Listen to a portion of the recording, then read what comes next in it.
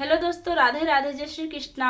दोस्तों, आज हम आप लोगों के लिए एक कन्यादान गीत लेकर आए हैं, जिसमें देखिए एक बेटी कितने दुखी भाव से अपने पिताजी से क्या क्या कह रही हैं और उनके पिताजी उनको कैसे समझा रहे हैं। वीडियो के माध्यम से देखिए और कमेंट बॉक्स में अपनी राय जरूर दीजिएगा कि यह वीडियो आपको कैसा लगा।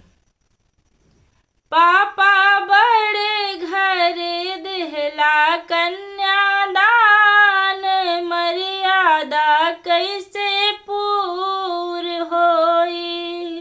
पापा बड़े घरे देहला कन्यादान हो, मर्यादा कैसे पूर होई। हथिया तो मांगे पापा, घोड़वा तो मांगे हो। हथिया तो मांगे पापा, घोड़वा तो मांगे हो। पापा भैया हमरा मांगे रखवार हो, मर्यादा कैसे पूर होई।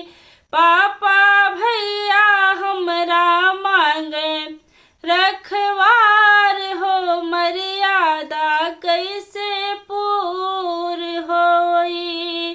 पापा बड़े घरे दिहला कन्यादान हो, मर्यादा कैसे पूर होई।